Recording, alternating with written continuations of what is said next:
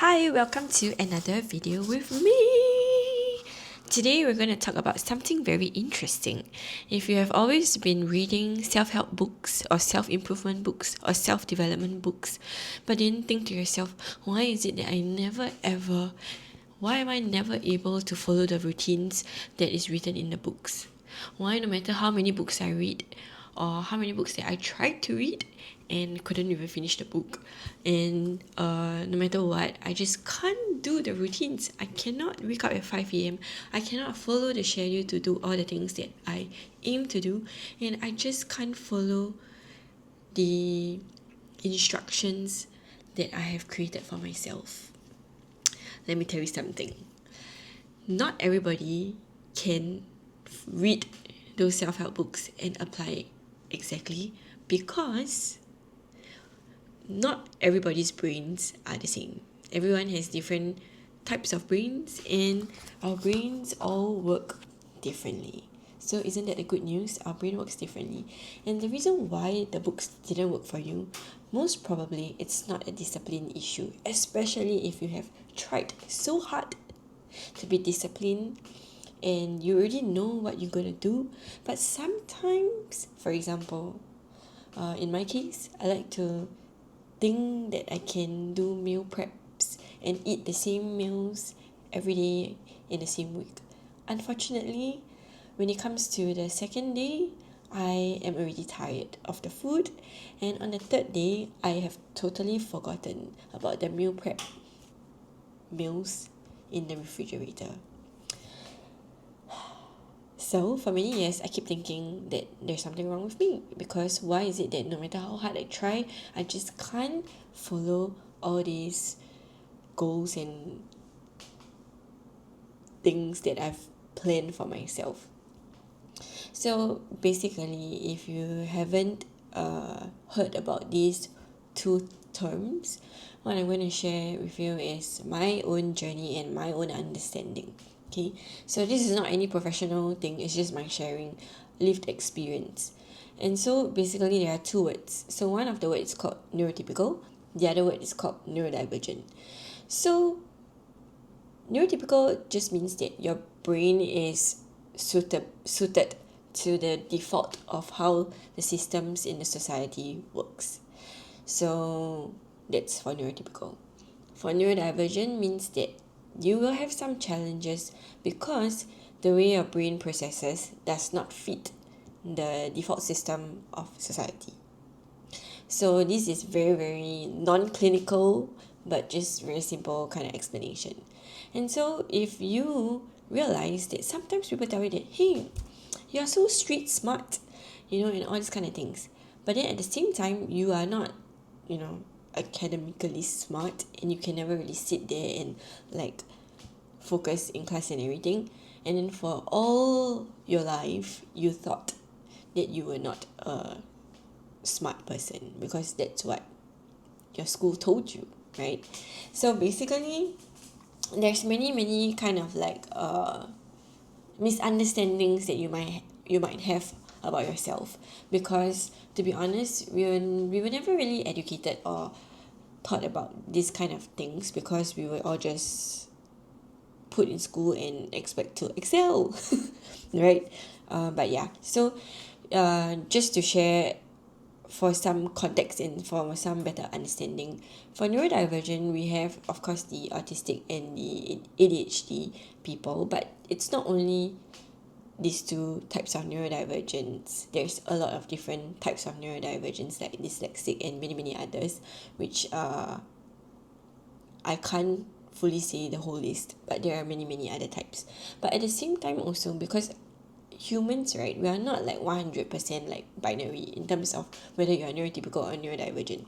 So there are also people that are not diagnosed, and probably will not be diagnosed in a clinical kind of environment, but they also have neurodivergent traits, right? You can have both neurotypical and neurodivergent traits. And so that's why this is important to know, that this is probably why some of the self-help books is not for you and doesn't work for you. Yeah, so basically for me, I have tried to I've tried to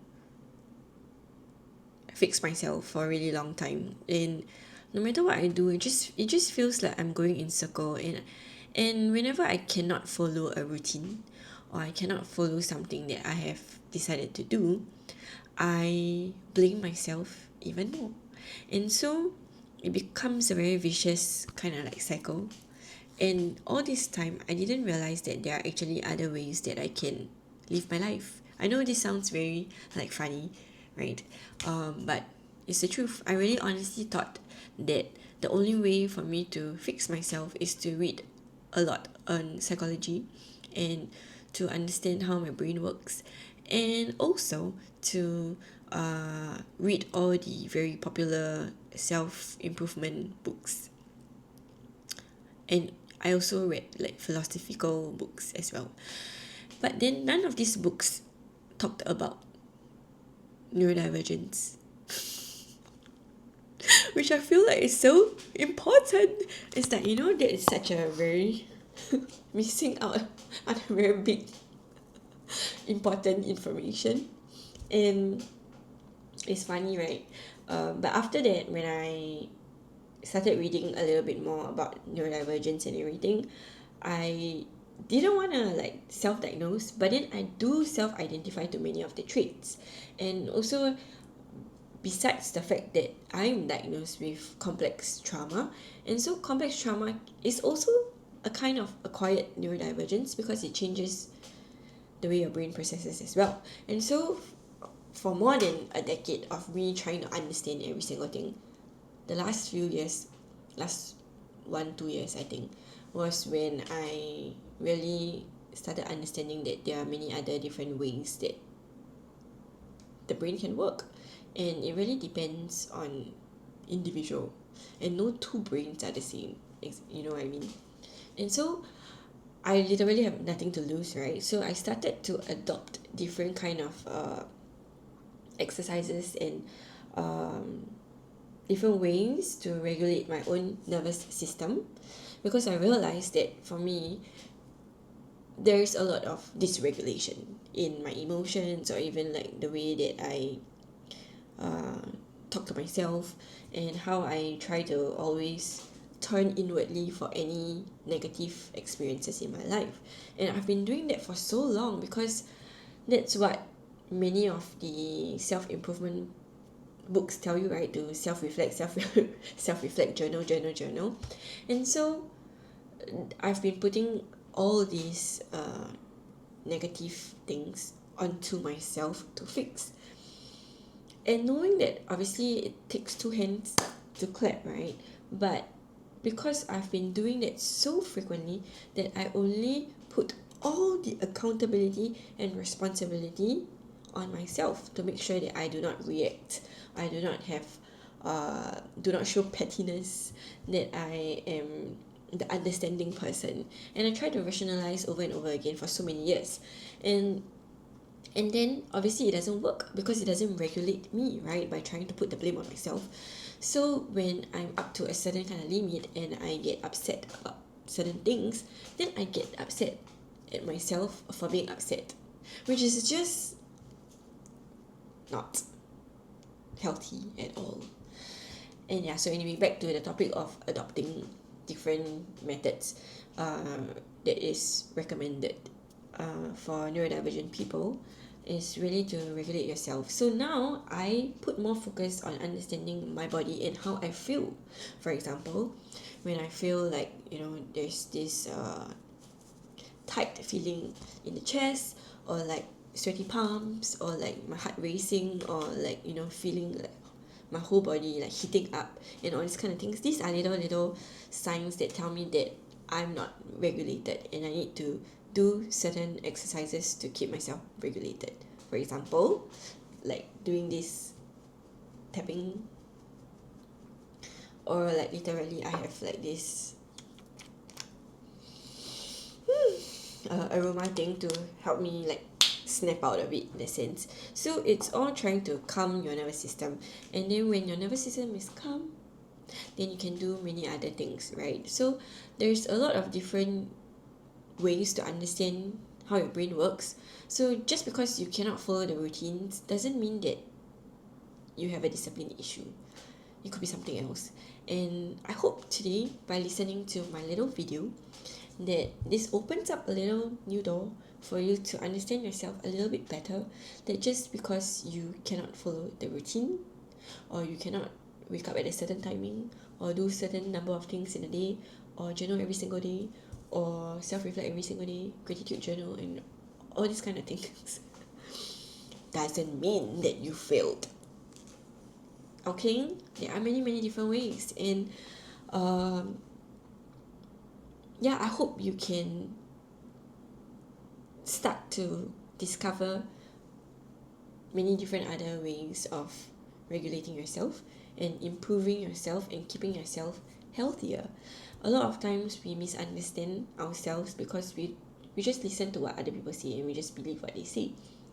And it's very difficult also because a lot of times if you don't even know what you don't know, how are you supposed to know?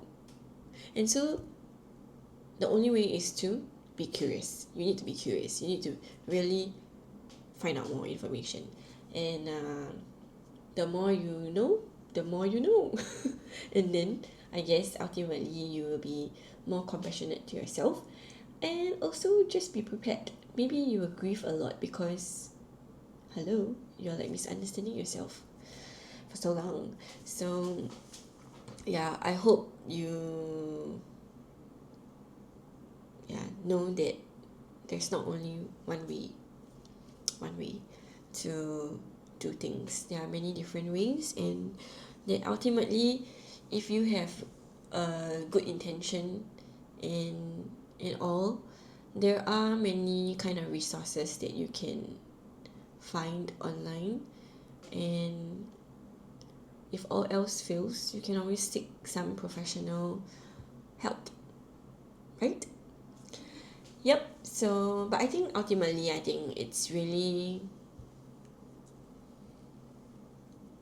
giving yourself the grace and space to just exist and be, and don't be too critical. I know this is very easy to say, don't be too critical, but really I'm learning this every single day. I've just realized today, like I've shared just now, that I've been always defaulting to putting any kind of issues or discomfort or anything on myself as the person that is fully accountable and responsible for it, and that in fact in certain scenarios I should be angry instead. And angry is in fact a healthy emotion, and we need to be angry from time to time. And keeping it inside, it's really not a healthy thing. So anyway, I hope you enjoyed this little video, and if you enjoy listening to me talk about such things, about my lived experience, then don't forget to subscribe and like my channel, and also please share some comments. And yeah, bye, good night.